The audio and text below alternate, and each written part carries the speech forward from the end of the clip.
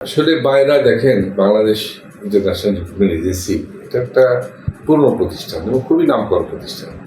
আমিও কিন্তু এক সময় এই বাইরেরই কোনো সদস্যর দ্বারা বিদেশে গিয়েছি এবং আমার যাওয়া খুবই সেফ ছিল এবং খুবই মিনিমাম পয়সা।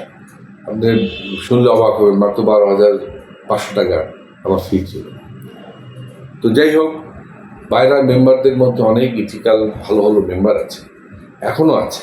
কিন্তু আমরা লক্ষ্য করলাম যে যখন মালয়েশিয়াতে এই ধরনের সিন্ডিকেট হলো বা এই যে ভিসা ট্রেডিংয়ের বিষয়টা বেড়ে গেল, তখন দেখলাম হু করে বাইরের মেম্বার সংখ্যা বাড়তে থাকলো, তাদের লাইসেন্স এখন অনেক। তো আমার কথা হচ্ছে যে সবাইকে আমি সম্মান করি, নতুন লাইসেন্সধারী হোক আর পুরোনো লাইসেন্সধারী, তাদেরকে চিন্তা করতে হবে যে আপনারা বাংলাদেশের মানুষের জন্য কাজ করেন, বাংলাদেশের মানুষকে আপনার বাইরে পাঠান। আপনাদের অবদান প্রচুর। আপনারা একটা জিনিস মাথার থেকে বাইর করে দেন যে আপনারা মানুষ রপ্তানি করেন না, আপনি মানুষের কর্মসংস্থান করেন। এটা কিন্তু ওইটার চেয়ে অনেক বড়। আপনি একটা মানুষের রেজাইকের ব্যবস্থা করে দেন, ওই জিনিসটা আপনারা চিন্তা করেন। মিডিয়াকেও বলি, সবাইকে বলি যে আপনি একটা মন্ত্রণালয়ের নাম কি? প্রবাসী কল্যাণ বৈদেশিক কর্মসংস্থান মন্ত্রণালয়। সেই কর্মসংস্থান মন্ত্রণালয়ের আন্ডারে আপনারা লাইসেন্স দেন, আপনারা বাইরের মেম্বার। আপনারা কেন কথায় কথা বলেন ম্যান পাওয়ার এক্সপোর্ট করেন, আপনারা রপ্তানি করেন?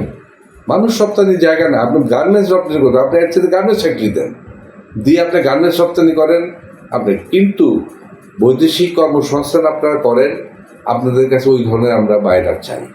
এবং আমরা চাই যে বৈদেশিক কর্মসংস্থান অনেক সম্মান আপনার ওই রপ্তানির চেয়ে, এবং আপনাদের সিআইপি না, ডাবল সিআইপি স্ট্যাটাস দেওয়া দরকার। কারণ আপনারা মানুষকে শুধু বেকারত্ব থেকে মুক্তি দিচ্ছেন না, আপনারা তাদের কর্মসংস্থান করে তাদের আয় রোজগারের ব্যবস্থা করে দিচ্ছে। শুধু সেটাকে নিয়ে আপনারা প্রাইড ফিল করেন।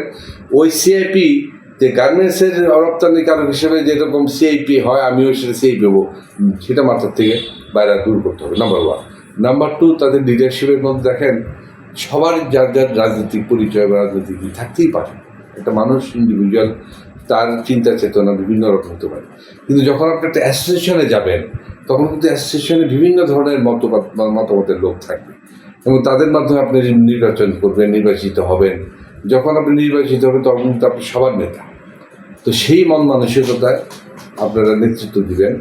সেখানে রাজনৈতিক পরিচয় বা এটা নিয়ে আপনারা চলবেন না। আমরা বিগত দিনে দেখেছি যে এইসব নিয়ে আপনাদের অনেক দ্বন্দ্ব, অনেক কোন্দল, অনেক দলাদলি, এগুলি দরকার নেই। কারণ আপনারা একটা নোবেল কাজ করছেন, আর আপনারা সেখানে মনিটরিং ব্যবস্থা করবেন, শুদ্ধি অভিযান চালাবেন। যারা মানুষ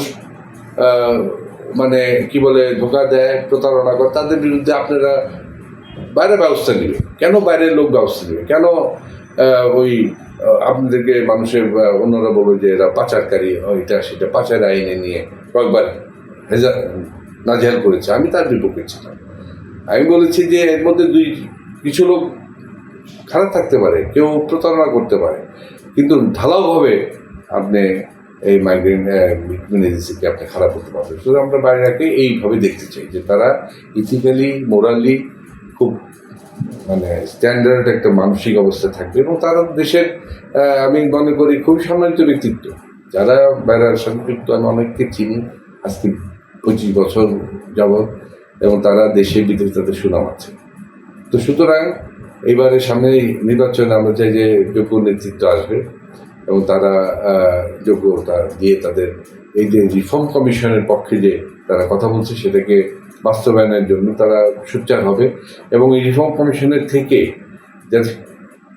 তাদের ব্যবসায় যে স্বার্থ সেটাও ঠিক থাকবে এবং মানুষের অধিকারের জায়গাগুলিও ঠিক থাকবে এবং অন্যান্য দেশের মতো মিনিমাম রিক্রুটমেন্ট কস্টে বিদেশে লোক পাঠাবেন, এইটাই আমরা আশা করি। আমি সর্বশেষ ধন্যবাদ জানাবো প্রবাসী টিভি এবং প্রবাসী নিউজকে, যারা আজকে আমার সাথে আলোচনায় যুক্ত ছিলেন এবং তারা এই যে প্রবাসীদের সচেতনমূলক কর্মকাণ্ডের যে অবদান রাখছেন সেটাও খুবই গুরুত্বপূর্ণ এবং তাদের সাথে আমি সবসময় আছি, থাকবো, এই আশা ব্যক্ত করে আমার কথা শেষ করছি।